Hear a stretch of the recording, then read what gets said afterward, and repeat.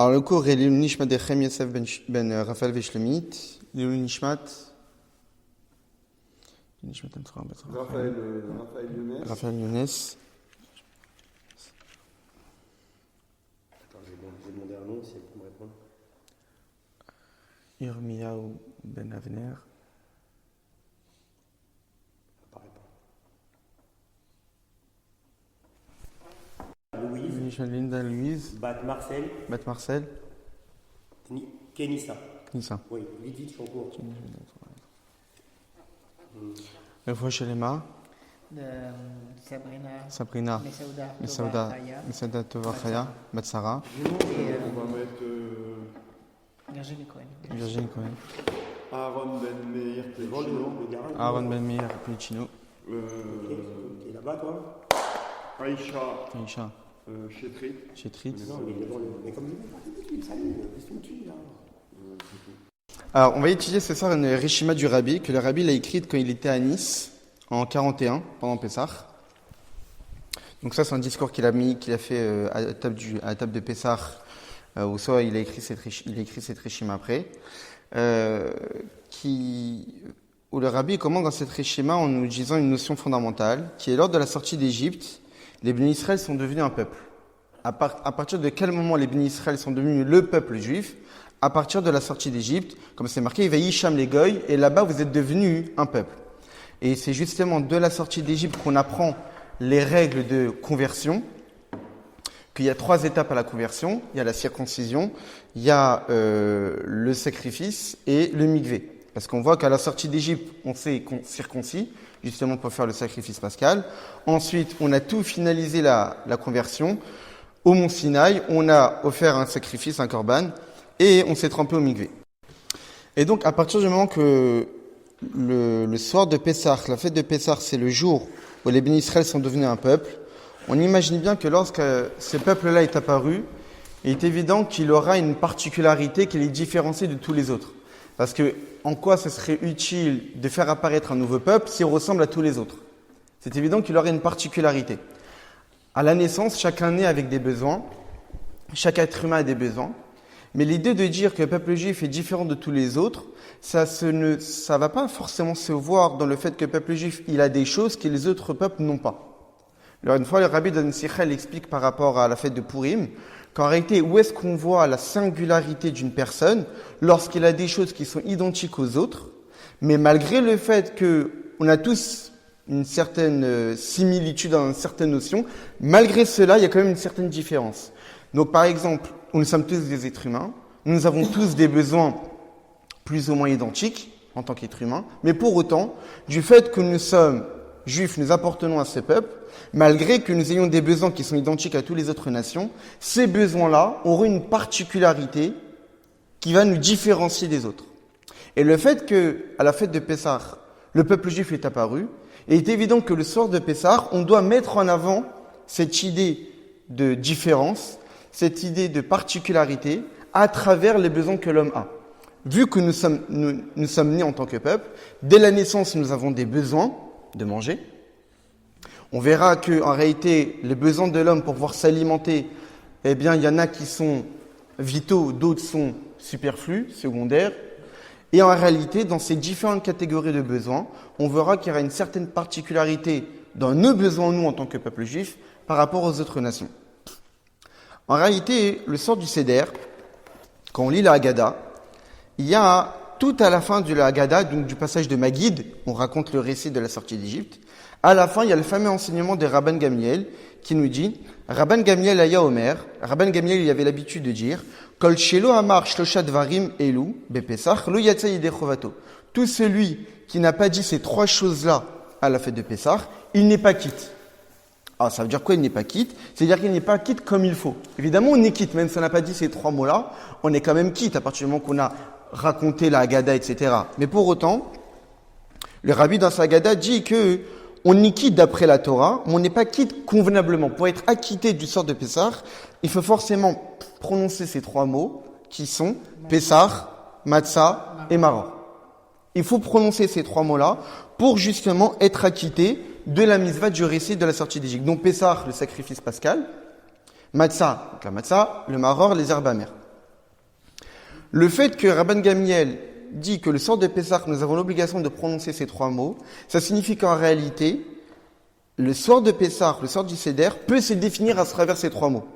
Lorsqu'on dit que le peuple juif est né le sort de Pessah, cette naissance-là, dont on a parlé, ces besoins que chaque juif a et qui sont mis en avant, sont mis en évidence le sort de Pessah, vont être définis à travers ces 3 mots, qui sont Pessah, le sacrifice pascal, Matzah, la Matzah, et Maror, les herbes amères. Très bien. Alors, tout d'abord, c'est quoi les besoins de l'homme? Les besoins de l'homme sont partagés en 3 catégories. Premièrement, les choses qui sont vitaux, qu'on ne peut pas s'en passer. Deuxième catégorie, le superflu, ce qui est pas vital, ce qui est en plus, qui relève de l'abondance. C'est pas grâce à ça qu'on vit, mais on se le rajoute pour avoir une vie plus plaisante, plus confortable. Et troisième catégorie, l'entre-deux. Ce qui est pas forcément vital, on pourrait s'en passer, mais pour autant, c'est quand même utile d'en avoir, et on peut pas carrément le considérer comme étant du superflu. Donc voilà les 3 catégories des besoins de l'homme. Ces 3 catégories-là, évidemment, on les retrouve dans les besoins alimentaires de l'homme, qui sont le vital, c'est le pain, le superflu, c'est la viande, et l'entre-deux, c'est les légumes. Pour vivre, on a besoin de pain. On ne peut pas vivre sans pain. La viande, c'est pas vital, c'est du plus, c'est du luxe. On n'est pas obligé de manger de la viande pour pouvoir vivre avec. Les légumes, c'est un intermédiaire. C'est pas forcément aussi vital que le pain, mais pour autant, on peut pas dire que c'est aussi du luxe que de la viande. C'est quand même utile. Pas autant que le pain, mais tout de même. D'où on voit que le pain, c'est vital, que la viande, c'est du superflu et que les légumes, c'est entre les deux. On le voit ça dans la Torah. D'où on voit que le pain, c'est vital, c'est marqué clairement, Venatani lechem lechol, donne-moi du pain pour que je puisse manger. Donc quand quelqu'un a besoin de manger, immédiatement il demande du pain. Oev ger, la tête le lechem. On a l'obligation d'aimer un étranger, et puisqu'on aime l'étranger, on doit lui donner à manger pour qu'il puisse vivre. Et donc, qu'est-ce qu'on lui donne? Du pain. Donc, on voit qu'on définit véritablement le pain comme étant le besoin primaire par le biais duquel un homme vit. Le pain, parce que c'est motif. Deuxièmement, la viande. Comme je dis les Chachamim, que dans la Gemara, dans Masechet Chulin, qui yarriv Hashem le kachet gevulecha, que lorsque Dieu, l'Éternel ton Dieu, élargira tes frontières, l'imedechat Torah terecheretz, la Torah va t'enseigner la voie, comment se comporter. Chez lo yachel adam basar elel et avon, qu'un homme ne devra manger de la viande seulement pour le plaisir. C'est-à-dire qu'on définit la viande donc comme étant un besoin de pouvoir se permettre de le consommer, seulement comme étant un luxe, du plaisir, et seulement dans le cas où Dieu élargira tes frontières. C'est-à-dire, en situation de largesse, en situation d'abondance, mange de la viande.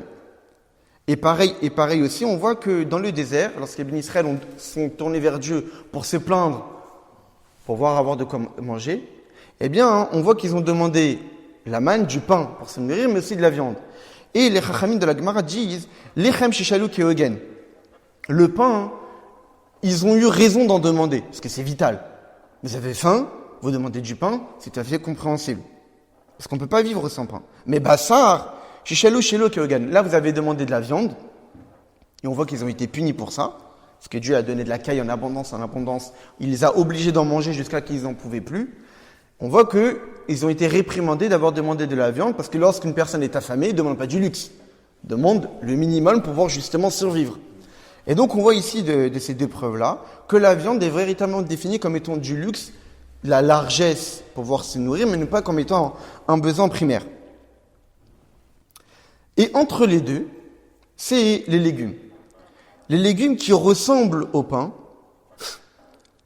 C'est pour cette raison que dans la Gemara Aval Becholzot Ena Mecher Kolkar, on voit qu'on a juxtaposé l'obligation de manger de la matzah avec le maror. On voit dans la Gemara qu'il y a marqué qu'il faut manger du maror. Et la Gemara pose la question, mais il y a un poisson qui s'appelle maror. Alors peut-être que lorsqu'on nous demande de manger du maror le soir du Seder, c'est peut-être du poisson. Alors la Gemara doit répondre non, on a juxtaposé le maror à la matzah. De la même manière que la matzah, c'est quand même vital, et il faut aussi trouver une catégorie de nourriture qui est presque aussi vital que la matzah. Le poisson, c'est pas aussi vital, mais les légumes, oui. Donc de là, on en déduit que quand on parle de maror, c'est forcément une catégorie de légumes, les herbes amères qu'on mange le soir du seder. Mais pour autant, ce n'est pas aussi vital que le pain. La preuve, on voit ça aussi dans la Gemara, dans le traité Choulin. On dit qu'une personne qui a un mané, on va dire 100 €, eh bien, qui prenne pour sa marmite, pour son plat, qui prenne des légumes. Quelqu'un qui a 1000 €, eh bien, qui prenne 1 litre de poisson, qui prenne une grande quantité de poisson. Mais quelqu'un qui a 5000 €, je donne un exemple, c'est avec la monnaie de l'époque, eh bien, qu'il puisse prendre de la viande. Donc, on voit que le luxe, le summum, c'est la viande. Quelqu'un qui a moins d'argent qui prenne du poisson, quelqu'un qui a 100 € qui prenne des légumes, mais quelqu'un qui a moins de ça, on lui demande pas de prendre des légumes. Évidemment, quelqu'un qui a moins de ça, on va lui demander de prendre du pain. Donc, on voit bien que les légumes ne sont pas un besoin vital. Parce que si c'était un besoin vital, on ne demanderait pas à quelqu'un qui a au moins 100 € pouvoir s'acheter des légumes. Mais dès qu'il a le minimum syndical comme argent, de devoir s'en acheter. Donc, qu'est-ce qu'on voit de là? On voit que les besoins que l'homme a dans sa vie sont partagés en 3 catégories. Le vital, le superflu et l'entre-deux. Le vital, c'est le pain. Le superflu, c'est la viande. Et l'entre-deux, c'est les légumes. On comprend de là, en réalité, le sort du Seder, les fameux 3 termes de Rabban Gamliel. Pessah, sacrifice pascal, la viande. Matzah, le pain. Et Maror, les légumes. Pour nous dire qu'en réalité, le sort du Seder, les bénis Israël sont apparus, le peuple juif est né. Quand un être humain est né, il a des besoins. Voici les besoins en tant que juif qu'on doit s'alimenter par eux, qui sont le vital, le pain, le superflu, la viande, et l'entre-deux, les légumes. Et l'ordre n'a pas d'importance. Maintenant, comme on l'a dit au départ, ces 3 besoins existent aussi chez n'importe quel être humain. N'importe quel être humain, qu'il soit juif ou pas, il a ces besoins-là, il a des besoins vitaux, il a le superflu, il a l'entre-les-deux. Mais, évidemment, comme on l'a dit au départ, là, c'est Pessah, c'est la naissance du peuple juif, et il est évident qu'on doit avoir une certaine singularité dans ces besoins-là. Singularité déjà dans quel est le rapport qu'on a avec la matérialité. Les nations du monde, eh bien, en réalité, quand ils mangent, quand ils ont leur rapport avec la matérialité, ne dépend pas de leur rapport avec le spirituel. Ils ont des besoins, ils essaient de les rechercher et d'assouvir ces besoins-là. Nous, tout rapport qu'on a avec le matériel passe nécessairement d'abord avec le spirituel. Le peuple juif est un peuple qui est attaché à Dieu. Même si nous sommes des êtres humains, nous avons des besoins primaires physiques, mais on voit bien que dans la halakha, n'importe lequel de nos besoins est réglé dans la halakha. Ce sont des besoins de se nourrir, de dormir, de travailler, de se reproduire. Tout ça, c'est réglementé dans la halakha. Parce qu'en réalité, notre relation avec Dieu n'est pas seulement lorsqu'on sert Dieu, mais à chaque instant de notre vie. Parce que nous sommes le peuple unique qui a pour vocation de dévoiler Dieu dans ce monde. Donc, puisque nous avons pour vocation de dévoiler Dieu dans ce monde, y compris dans notre quotidien, dans notre vie en tant qu'être humain, on doit être capable de le dévoiler. C'est pour cette raison que dans n'importe quel de nos besoins, il y a des halakhot à respecter. Une certaine manière de manger, une certaine manière de boire, une certaine manière de dormir, une certaine manière de travailler, etc., etc. Donc, il est évident que lorsque le sort du Seder, on parle des besoins de l'homme, forcément, on doit mettre en avant une certaine particularité qui nous différencie des autres. Notre rapport avec Dieu. Eh bien, la matérialité provient nécessairement d'un rapport avec la Kedusha. Dans les livres de Chassidut, en particulier dans un livre de l'Admor HaZaken, dans le Tanya, dans la 3e partie, Garet HaTeshuvah, qui traite de la Teshuvah, là-bas, l'Admor HaZaken pose une question fondamentale. Il dit que normalement, une personne que Dieu nous en préserve est passible de la peine de Karet, le retranchement. À l'époque du Beth Amikdash, il devait mourir avant 50 ou 60 ans. C'était comme ça, l'application de la peine de Karet, il mourrait avant 50 ou 60 ans. Et l'Admor HaZaken constate, on voit qu'aujourd'hui, des personnes ont transgressé des interdits dont on est passif de Karet, et pour autant, ils ne meurent pas avant 50 ou 60 ans, bien au contraire, ils vivent beaucoup plus, et même avec une belle vie, avec une largesse matérielle. Et donc, qu'est-ce que ça veut dire? C'est-à-dire que Dieu n'applique plus les punitions. Pour quelle raison, à l'époque du Beth Amikdash, la punition est appliquée? Aujourd'hui, elle n'est plus appliquée. Alors, l'Admor HaZaken de répondre qu'en réalité, notre rapport au divin s'est détérioré entre quand on avait le Beth Amikdash et quand aujourd'hui nous sommes en exil. Quand on avait le Beth Amikdash, on vivait grâce à notre âme divine. C'est notre âme divine qui nous vitalisait. C'est notre rapport avec Dieu qui nous vitalisait. Parce que tellement que Dieu était présent, était dévoilé, Dieu est toujours présent, mais la divinité était dévoilée, donc c'était quelque chose dont on ressentait la présence, dont on voyait la présence divine. Donc le fait de se détourner du droit chemin, il n'y a pas d'excuse. À la limite, tu ne vois pas Dieu. À la limite, tu ne ressens pas Dieu dans ta vie. Il y a des raisons, c'est plus compliqué, c'est nécessaire de faire des efforts. Mais quand tu vas au Beth Amikdash 3 fois par an, et tu vois des miracles de tes yeux faits de chair et de sang, il n'y a pas d'excuse là de se détourner du droit chemin. Tu vois Dieu dans ta vie. Et donc à l'époque du Beth Amikdash, étant donné qu'il y avait le dévoilement divin, il y avait une largesse matérielle. Parce que comme on l'a dit, le rapport avec la matérialité dépend du rapport avec la sainteté. Vu que la sainteté était dévoilée, était abondante, à l'époque de Shlomo Ameler, il y avait le dévoilement divin partout dans le peuple juif, donc nécessairement, automatiquement, il y avait des répercussions dans notre rapport avec les matériels, il y avait une largesse matérielle. Mais lorsqu'une personne que Dieu nous a préserve transgressait un interdit, dont on était passible du retranchement, donc tu te sépares de ta source divine. Et vu que ta seule source de vitalité, c'est ton rapport avec Dieu, tu t'es coupé de ton rapport avec Dieu à travers cet interdit-là, automatiquement, tu ne peux plus continuer à vivre.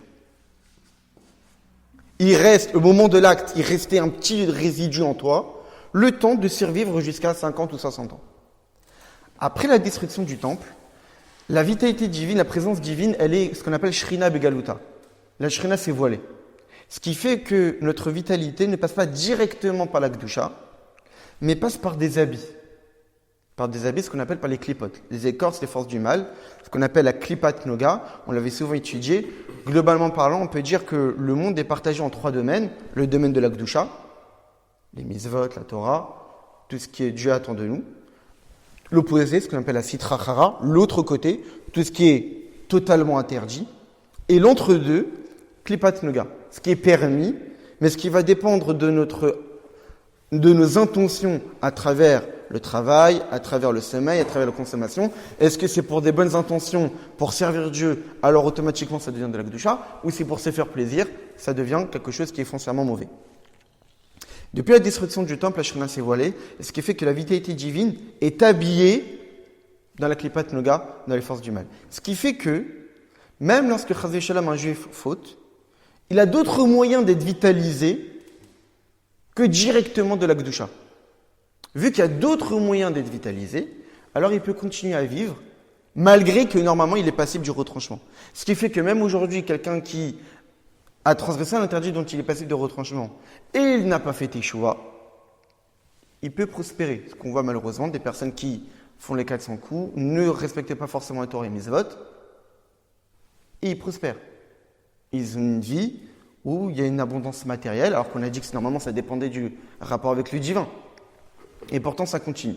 Mais le Rabbi Rachab, le 5e Rabbi, dans un de ses livres, Kontra Somayan, dit qu'en réalité, ici, le juif, lorsqu'il transgresse un interdit, il passe dans le système d'un non-juif.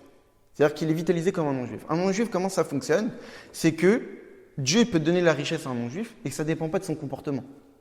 Nous, toute la bracha, tout ce qu'on reçoit, dépend de notre comportement. Si vous écoutez mes préceptes et vous appliquez les mitzvot, alors vous aurez Gishmichem Bitam, vous aurez la pluie, vous aurez l'abondance, etc. On ne le voit pas forcément clairement ce rapport-là, mais c'est comme ça que ça fonctionne. Mais avec l'exil, des fois, les mécanismes sont cachés. Évidemment, les voies de Dieu sont pas vraiment compréhensibles. Mais normalement, ça fonctionne comme ça. Lorsqu'un juif faute, et qui ne fait pas teshuva, il rentre dans le système comme un non-juif ou comme un animal, où Dieu n'attend pas de lui un bon comportement, parce que Dieu ne lui a pas ordonné les 613 mitzvot, mais pour autant, Dieu quand même peut lui donner la richesse, l'abondance physique, et l'abondance matérielle. Et le juif qui a transgressé et qui ne fait pas teshuva, il rentre dans ce système non-juif. Mais le Rabbi Rachab dit que, à partir du moment qu'on est juif, on ne peut pas vivre éternellement dans le système non-juif. Forcément, à un moment donné, ça va s'arrêter, et il va peut-être perdre sa richesse, ou il va, etc., qui vont peut-être des rappels à l'ordre pour qu'il retourne dans le droit chemin. Mais qu'est-ce qu'on voit de là? On voit de là qu'en réalité, notre rapport au matériel dépend de notre rapport avec la Kedusha. Et donc, à l'époque de Shlomo Améler, où il y avait une abondance spirituelle, eh bien, les bénis Israël étaient ish tachat gefeno ve ish tachat teeto, chacun était sous sa vigne, chacun était sous son figuier, il y avait une largesse matérielle. À l'opposé, depuis que le temple a été détruit, eh bien, il n'y a plus cette largesse matérielle qu'on avait à l'époque. Même si aujourd'hui, au Hachem, on est en bonne santé, on a la parnassa, mais c'est incomparable à la largesse matérielle qu'on avait à l'époque du Beth Amikdash. Et donc, qu'est-ce que ça vient de nous enseigner, ça? Ça vient de nous enseigner qu'en réalité, la matérialité du juif dépend du rapport avec la Kedusha. Et donc, le rapport avec la Kedusha aura des répercussions avec notre rapport avec la matérialité. Et on le retrouve dans le degré d'obligation de ces trois besoins. Le vital, le superflu et l'entre-deux. Le pain, la viande et les légumes. Vu que notre rapport au matériel dépend de notre rapport avec la Kedusha, donc en période de grande Kedusha, donc c'est une période de grande abondance, donc normalement on peut se permettre et le vital, et l'entre-deux, et le superflu, mais en période d'exil, eh bien, il n'y a pas le même, on ne peut pas se permettre d'utiliser tous ces besoins-là de la même manière. Vu que la Kedusha est voilée, donc la divinité est voilée, donc notre rapport au matériel aussi va être altéré, ce qui fait qu'on va se suffire du vital, évidemment, parce qu'il faut vivre, même en période d'exil, mais on ne peut pas se permettre le superflu. Parce que si, spirituellement, on est manquant, automatiquement, matériellement, on est aussi manquant. Et le soir de Pessah, on voit ça. Aujourd'hui, est-ce qu'on peut faire un Korban Pessah? Non. Aujourd'hui, on a juste sur le plateau un bout de cou ou d'épaule, sans souvenir.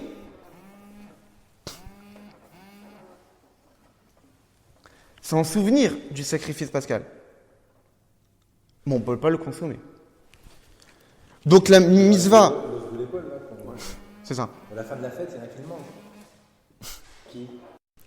Et donc aujourd'hui, depuis que le temple a été détruit, eh bien forcément, spirituellement, on a chuté de niveau, automatiquement, matériellement aussi, ce qui fait que la largesse matérielle, il n'a plus, donc on ne peut pas se permettre de manger de la viande. Donc ce besoin-là de superflu ou en abondance, en largesse, on ne peut pas en profiter. Ce qui fait que le soir de Pessah, on ne mange pas le Korban de Pessah, vu qu'on n'a plus de temple. La matzah, elle, c'est le pain. Le pain, c'est vital. Qu'on soit en situation de dévoilement spirituel ou de voilement spirituel, on reste des êtres humains avec des besoins vitaux. On doit vivre en période d'exil ou de délivrance. Et donc la matzah, vu que c'est du pain, c'est vital. Donc même aujourd'hui, la matzah, c'est minatora. On a une obligation d'après la Torah de manger la matzah. Le Korban Pessah, il n'y a plus d'obligation. La matzah, c'est carrément une obligation de la Torah d'en manger. Comme à l'époque du Beth Amikdash. Parce que c'est quelque chose de vital. Donc vu que c'est vital, en n'importe quelle circonstance, il faut manger. Donc même si aujourd'hui nous sommes en exil, en galoute, on a tout de même l'obligation de manger le soir du Seder, de la matzah, parce que ça relève du pain, d'un besoin qui est vital. La misa de maror, les légumes, c'est l'entre-deux. D'après la Torah, on n'a pas l'obligation de manger le maror du soir du Seder. Il n'y a aucune obligation d'après la Torah de manger le maror. Depuis la destruction du temple, le maror n'est pas une obligation thoraïque. Pourquoi? Parce que depuis que le temple a été détruit, il y a un décret qui a été énoncé sur la maison des tzaddikim qui ont été détruits, d'ailleurs les Eved Yod Kerabo. Puisque ton maître, la maison d'Akadosh Baruch Hu a été détruite, tu ne peux pas te permettre, toi, en tant que serviteur du roi, de vivre dans la largesse. Ton maître, il est exilé de sa propre maison. Toi, tu vas te permettre de vivre dans la largesse chez toi. Alors, on te prive de manger des légumes. D'après la Torah, tu ne peux pas te permettre de manger des légumes. Tu dois seulement te suffire du minimum syndical, le vital, le pain. Mais les légumes, tu ne peux pas en manger d'après la Torah. Mais ça, c'est d'après la loi stricte, d'après la compréhension des choses, d'après l'ordre des choses naturelles.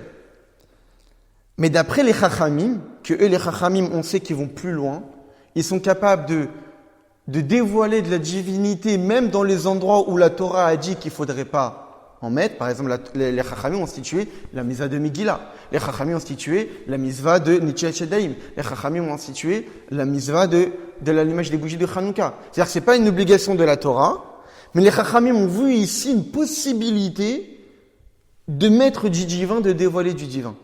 Et donc les Chachamim ont considéré que même si aujourd'hui nous n'avons pas l'obligation d'après la Torah de manger du maror, mais d'après les Chachamim, nous avons l'obligation. Ce qui fait qu'en réalité, dans nos trois besoins, il y a une différence de degré. D'après le Korban Pessah, nous n'avons plus l'obligation. Le maror, obligation d'après les Chachamim, les sages, pas obligation de la Torah, parce que c'est l'entre-deux, c'est les légumes. Et la matzah, c'est vital, donc obligation de la Torah, qu'on soit en exil ou pas, ça reste une obligation. Très bien. Et donc c'est pour cette raison que les Chachamim ont décrété que même aujourd'hui les légumes, il faudrait quand même en manger, parce qu'il y a quand même une possibilité d'en tirer un certain profit spirituel malgré l'exil.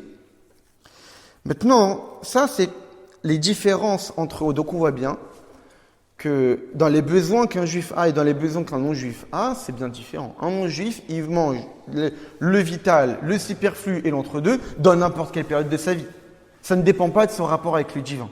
Nous, nos besoins, quand on est à Pessah, c'est la naissance du peuple juif, on les indique. Vous avez des besoins comme tout être humain, le vital, le superflu, l'entre-deux. Mais pour autant, votre rapport au matériel dépend de votre rapport avec le divin.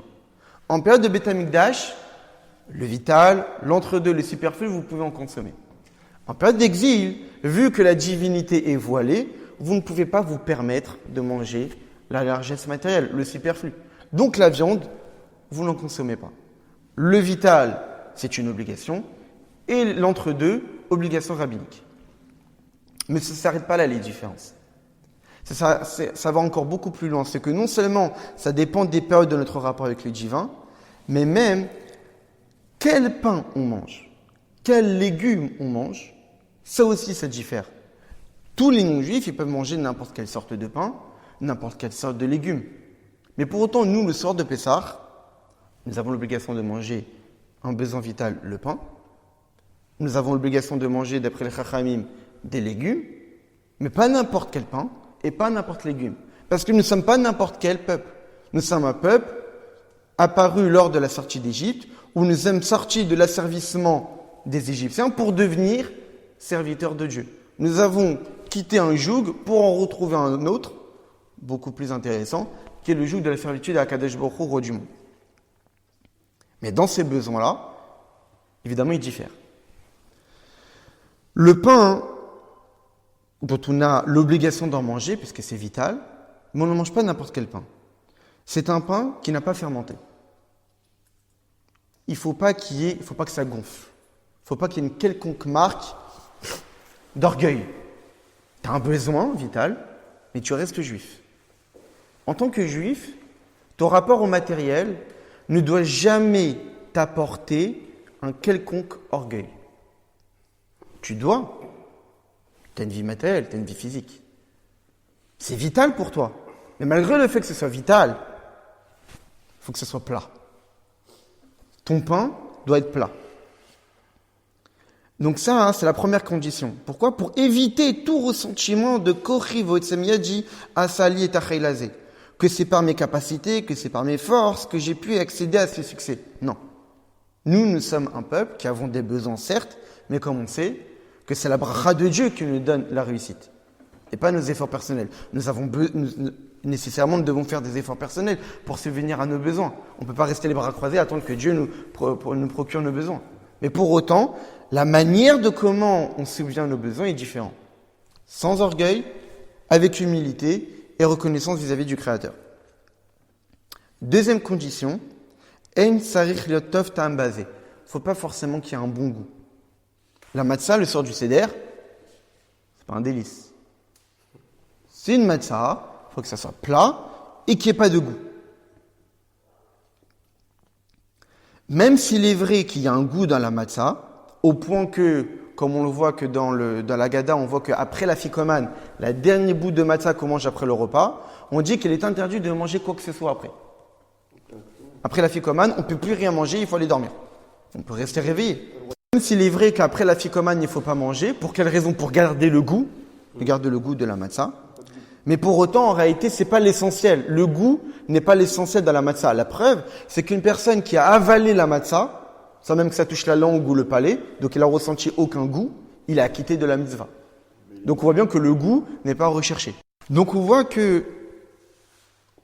même si c'est un besoin qui est vital, même si c'est une obligation de la Torah d'en manger, pour autant, le sort du Seder, on indique aux Juifs, là tu es né en tant que Juif, tu apparais, tu as été créé en tant que peuple, tu as des besoins vitaux, mais c'est pas de n'importe quelle manière que tu peux y accéder et profiter de ces besoins-là. D'un autre côté, la matzah ne doit pas nécessairement avoir un goût amer. Parce qu'étant donné que c'est vital, alors ça suffit qu'il n'y ait pas de goût, ça suffit que ça soit plat, mais c'est pas nécessaire que tu dois souffrir quand tu le consommes, parce que c'est vital. Étant donné que c'est nécessaire pour le maintien du corps, et donc c'est quelque chose qui est naturel pour l'homme d'en manger, on ne va pas lui demander que pour quelque chose qui est naturel, qu'il faut que tu aies un dégoût en le mangeant. Donc la matzah n'a pas de goût, la matzah est plate, mais c'est pas pour autant que ça doit être quelque chose d'amer.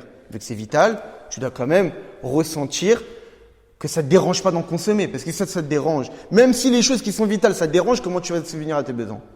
Donc forcément, il ne faut pas qu'il y ait de goût amer. Alors que le maror, qui n'est pas vital, on peut s'en passer de légumes, ce n'est pas aussi vital que le pain.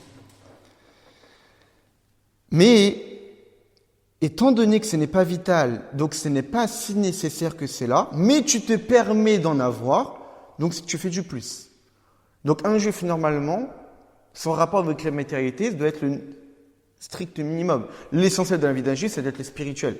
Si le juif se permet de prendre plus de besoins matériels que le strict minimum, alors on lui indique, tu veux te permettre de prendre plus de matériel que le strict minimum, donc tu prends un besoin qui n'est pas forcément superflu comme de la viande, tu prends des légumes, mais c'est pas vital. Vu que tu te permets de prendre plus, alors tu ne peux pas te permettre que ce soit un bon goût. Parce que c'est pas vital. On le verra. Ton rapport avec le matériel peut peut-être t'en tirer un bénéfice spirituel, on va l'expliquer après. Mais pour autant, ton premier rapport avec la matérialité, vu que ce n'est pas quelque chose qui est vital et tu permets d'avoir un plus, un petit luxe de te permettre de manger des légumes, alors que c'est pas vital, il faut que nécessairement ça ait un goût amer. Puisque tu peux te permettre de vivre sans. Mais tu t'es permis un petit plus. Alors on t'indique qu'en tant que juif, ce petit plus matériel, il faut qu'il ait un goût amer. Pour ne pas qu'il puisse te perturber. Parce que plus on a de matérialité, plus ça peut nous perturber dans notre service divin. C'est pour cette raison que le Maharal de Prague dit quelque chose de très fort. On voit que le sort du Seder, le sort de Pessah, nous sommes des hommes libres. Nous sommes libres. Et pourtant, on nous demande de manger les chem oni, un pain de pauvreté.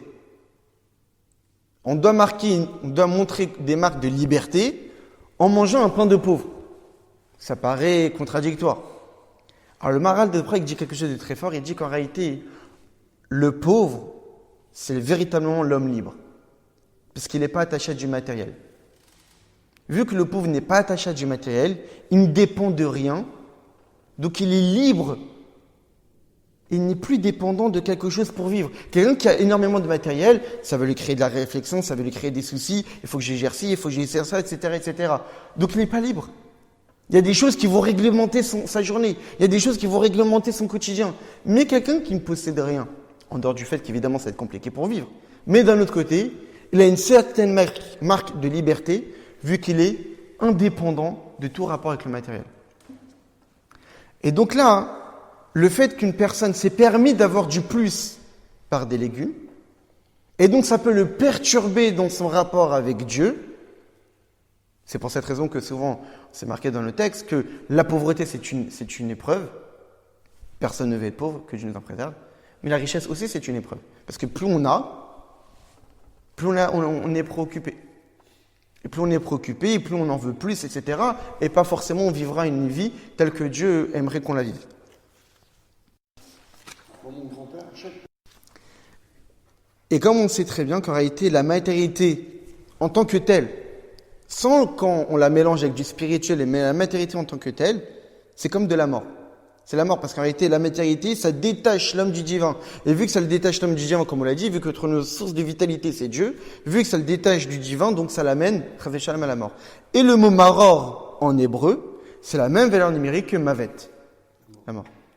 Donc, pour ne pas que la personne puisse profiter de ce plus de matérialité qui n'était pas vitale, on lui demande le sort du seder, tu vas manger des légumes, très bien, mais il faut que ça soit amer.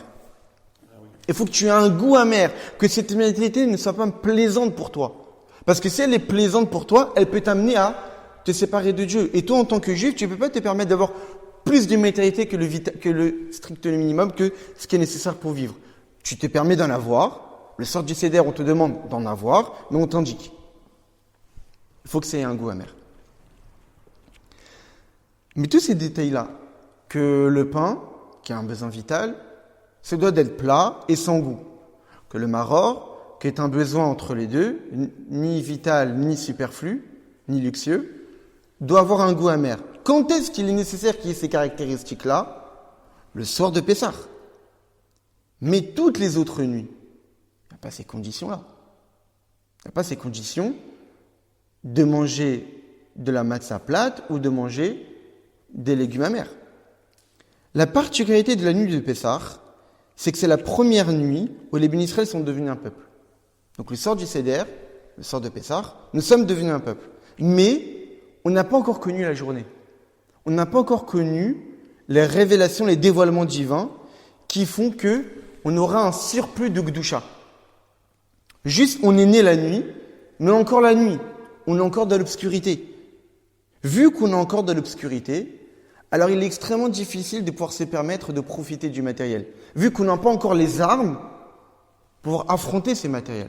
Vu qu'on n'a pas encore les armes, il est nécessaire de mettre des conditions au rapport que tu auras avec les matériels. Donc le sort du Seder, vu qu'on est la nuit, nous sommes apparus en tant que peuple, nous ne nous avons pas encore connu le lendemain avec le dévoilement divin de la journée. Il y a des conditions à ton rapport avec le matériel. Le besoin vital d'être plein sans aucune marque d'orgueil, ça gonfle pas, et il faut pas qu'il y ait de goût. Les légumes, il faut que ça soit amer. Et la preuve on a, c'est que lors de la sortie d'Égypte, on voit que Paro nous a dit, vous pouvez partir. Lorsque quelqu'un nous dit, vous pouvez partir, on n'est pas forcément obligé de courir. On peut prendre le temps, on a eu la permission de partir de Pharaon. Prendre le temps. Non, il y a marqué Baracha'am, le peuple il a fui. C'est pour s'éloigner de l'impureté. Pour quelle raison il y a marqué que le peuple juif a fui? Parce qu'en réalité, à cette époque-là, on était tellement embourbés et enfouis dans les 49 portes d'impureté, au point que nos maîtres disent que si on était resté un instant supplémentaire, on n'aurait pas pu sortir. On serait tombé dans la 50e porte d'impureté, et là c'est irrécupérable. Donc vu qu'on était la nuit, certes, nous sommes apparus en tant que peuple juif, mais on était encore la nuit. On était encore liés avec le divin qui était totalement caché, avec l'impureté, avec l'obscurité. On ne voit pas la véracité de Dieu de vérité. Donc c'est pour cette raison que le sort de Pessah, nous sommes dans une situation d'obscurité, il y a besoin de mettre des conditions et de faire attention à notre rapport matériel. Le pain qui est vital, il faut que ça soit de la matzah. Sans marque d'orgueil, sans bon goût. Les légumes, qui sont des besoins qui ne sont pas vitaux, il faut qu'il y ait de l'amertume. Alors que les autres nuits, où entre-temps, il y a eu la journée, c'est-à-dire un dévoilement de lumière, on a vu la véracité, la vérité que c'est Dieu le maître du monde. Et quand on voit la vérité que c'est Dieu le maître du monde, comme à l'époque du Beth Amikdash, il n'y a pas de condition. C'est pour cette raison qu'en fait, à l'époque de Pessah, l'interdiction de manger du Khametz, c'était seulement le premier soir. Nous, l'interdiction de manger du Khametz, c'est les 7 jours. Mais le premier Pessah, en l'année 2448, lors de la sortie d'Égypte, c'était que le soir de Pessah où il y avait interdiction de manger du Khametz. Arrêté dès le lendemain, ils ont pu manger du pain. Ils ont pu manger toutes les autres sortes de légumes. Parce qu'en réalité, à partir du moment où tu as profité du rayonnement divin, il n'y a plus ces conditions. Tu as les armes pour pouvoir affronter un besoin vital sans ces conditions-là. Tu as les armes pour affronter un besoin supplémentaire sans qu'il y ait nécessairement un goût amer. Malgré tout ce qu'on vient d'expliquer, il y a quand même des différences. On a expliqué la première différence entre les besoins d'un non-juif et les besoins d'un juif en fonction des périodes de rapport avec le divin. Après qu'on ait expliqué ça, on a expliqué qu'en réalité, même notre rapport avec le pain qu'on nous permet de manger le soir du Seder et les légumes qu'on nous permet de manger d'après les Chachamim, il faut qu'il y ait quand même des conditions. Mais entre notre rapport avec la matzah et notre rapport avec les herbes amères, le maror, il y a des différences. Le soir du Seder, il n'y a que la matzah. Et le pain, il est proscrit, il est interdit. Alors que le maror, il faut manger du maror, mais ça ne nous empêche pas de manger d'autres légumes. Donc on voit que le rapport, il est différent. Et donc le chametz, il est totalement interdit cette nuit-là. Même plus que cela. Quand est-ce que commence l'interdit de manger du pain ? Déjà depuis la veille, en journée, depuis le milieu de la journée. Alors que les autres légumes, ils sont même permis la nuit. Pourquoi ces différences ? Parce que mes chikot haochel, des légumes qui ne sont pas amers, mais qui sont doux, qui sont agréables au goût, tout le contraire du maror, eh bien on peut en tirer un profit. On peut en tirer une utilité dans la Kedusha. Comme c'est marqué dans la Gemara, qu'une personne qui a mangé de la viande ou qui a senti des bessamim, donc des bonnes herbes, eh bien il a eu un développement intellectuel qui fait que maintenant il a compris quelque chose qu'il n'avait pas compris la veille. Donc quoi que des herbes peuvent être utiles pour le service divin. Donc pas toutes les herbes ne sont pas proscrites. On te demande de manger des herbes amères pour te rappeler que tout besoin matériel supplémentaire que le vital est quelque chose d'amer, mais à partir du moment que ton rapport avec la matérialité y est pour une utilité divine, que quand tu manges, que quand tu bois, que quand tu travailles, c'est pour t'apporter des forces supplémentaires pour servir à Kadosh Baruch Hu, là ce n'est pas proscrit. On te permet de manger les légumes le soir de Pessah. Parce qu'en réalité, à travers ces autres légumes, tu peux en tirer un bénéfice spirituel. Juste, on te fait allusion que la matérialité en tant que telle, sans rapport avec la Kedusha, mais la matérialité en tant que telle, c'est du maror. C'est mavet. Valeur numérique mavet, c'est la mort. Mais si tu l'associes au divin, c'est permis. Alors que le chametz, on ne te permet pas d'en manger le soir de Pessah. Parce que c'est quoi le chametz ? C'est quelque chose qui gonfle. Et quelque chose qui gonfle, c'est de l'orgueil. Et l'orgueil est complètement interdit. Il est strictement interdit d'avoir une quelconque marque d'orgueil provenant du matériel. Que tu peux profiter du matériel pour que ça puisse t'aider dans le service divin, ok. Mais tirer de l'orgueil du matériel, ça c'est interdit. Que de la nourriture soit gonflée et fermentée, prenne de la place. Et donc, à travers le fait que tu vas manger du pain, tu te dis qu'en réalité, par mon rapport dans le matériel, je peux en tirer de l'orgueil. Ça, non, c'est strictement interdit. C'est normal. C'est la théorie. Hein. Ah non, mais c'est marqué comme ça dans la Gemara. Dans la Gemara, on dit que moi et lui, nous ne pouvons pas cohabiter. Dieu, il dit qu'avec l'orgueil, il ne peut pas cohabiter. Parce que c'est contradictoire. La présence de Dieu, c'est qu'il y a un seul Dieu unique. Il n'y a que lui qui existe. Non, mais pour un homme... Même si c'est vrai que dans le texte de la Gemara, comme on l'avait dit la semaine dernière, eh bien on nous demande quand même de Veikbal Libo Bedarke Hashem, qu'il faut avoir un minimum de sentiments personnels, avoir un minimum de personnalité, comme on l'avait dit la semaine dernière, 1/8 d'un 8e, mais pour autant, cet orgueil-là ne doit pas être utilisé dans le matériel, donc dans le pain. Le pain, donc quand on consomme du pain le soir de Pessah, il fait qu'aucune trace d'orgueil. Le seul trace d'orgueil qu'on permet à un juif, c'est dans son rapport au divin. C'est qu'un homme ne doit pas avoir honte de servir Dieu.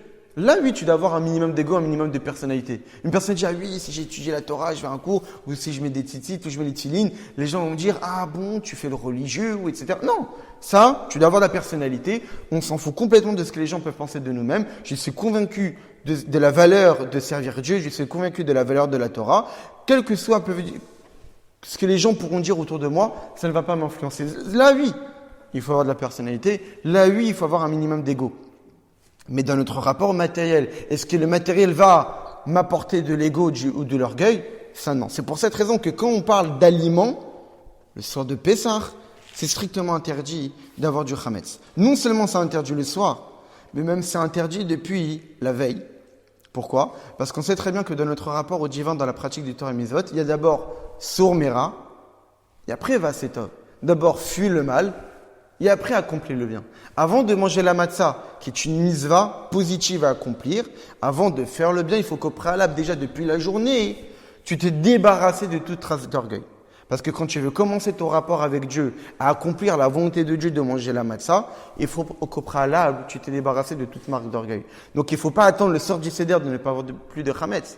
Mais déjà depuis la journée, il faut que toute trace de chametz, et donc ça veut dire toute trace d'orgueil ou d'ego lié au matériel, ait disparu.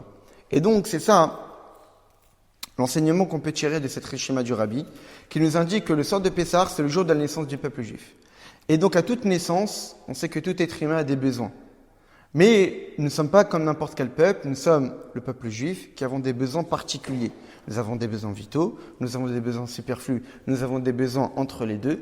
Mais la manière, le rapport qu'on a avec ces besoins-là est différent, en fonction de la période. En période de dévoilement divin, comme la période du Beth Amikdash, alors évidemment, on peut avoir des besoins vitaux, des besoins superflus et des besoins entre les deux, parce que vu qu'il y avait des dévoilements divins, il n'y avait aucun problème d'avoir des besoins superflus.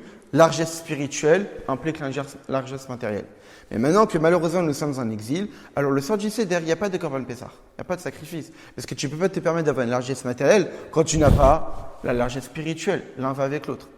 Et puisqu'on n'a pas de largesse spirituelle, alors on t'oblige seulement le besoin vital, qui est la matzah, qui est une obligation de la Torah. Mais le besoin qui est entre les deux n'est pas une obligation de la Torah, vu que Dieu lui-même est exilé de chez lui. Et toi, tu vas te permettre d'avoir des besoins plus que le strict minimum. Mais les Chachamim ont vu ici quand même une certaine utilité. Donc c'est pour cette raison que les Chachamim nous ont demandé quand même de manger du maror.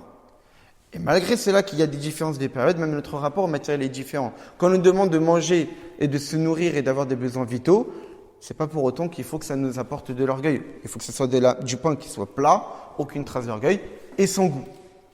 Et quand un homme se permet d'avoir plus que des besoins vitaux, comme des légumes, on lui indique, tu veux te permettre d'avoir plus, mais je te rappelle que le matériel tout seul, c'est mortel. Parce que ça peut te séparer de Dieu. Alors il faut que c'est un goût amer. C'est pour cette raison que le sort du Seder, on te permet d'avoir des légumes, mais on te rappelle que tout besoin supplémentaire que le vital, c'est amer, ça doit avoir un goût amer pour te rappeler qu'en réalité, si tu ne le mélanges pas au divin, ça peut être mortel pour toi. Mais pour autant, on voit qu'il y a seulement le soir du Seder que les bénis Israël, ils devaient manger de la matzah et du maror, mais dès le lendemain, ils avaient la permission de manger du pain, ils avaient la permission de manger tous les légumes, parce qu'en réalité, c'est lorsqu'il y a l'obscurité de ce monde, lorsqu'on est la nuit du Seder, on n'a pas encore profité des dévoilements de la vérité qu'il y a Dieu qui maîtrise et qui dirige le monde, alors on a besoin de faire attention dans notre rapport au matériel, que le pain, il faut que ce soit plat, il ne faut pas qu'il y ait de goût, que les légumes, il faut qu'il y ait un goût amer. Mais dès le lendemain où les bénis Israël ont profité du dévoilement de l'essence même de Dieu, où Melech Malachim Malachim Akadosh Baruch Hu s'est dévoilé à eux, le roi des rois s'est dévoilé à eux, alors là, à ce moment, ils pouvaient manger du pain. Parce qu'à partir du moment que tu es en présence de Dieu, il n'y a pas de risque. Tu es convaincu de la vérité, alors tu sais qu'il n'y a aucun risque de pouvoir te mettre en rapport avec le matériel. Et même nous, aujourd'hui, on voit qu'il y a une différence entre la matzah et le maror. Le pain, le sort du Seder, est totalement proscrit, interdit, voire même depuis la veille. Alors que le maror, le sort du Seder, on nous demande de manger du maror, mais on peut quand même manger tous les autres légumes pour nous indiquer qu'en réalité, notre rapport au matériel, certes, est amer, mais on peut en tirer un bénéfice lorsqu'on l'utilise pour servir Dieu. Mais l'orgueil, lui, est totalement interdit. Il n'y a aucun bénéfice qu'on peut en tirer de lui.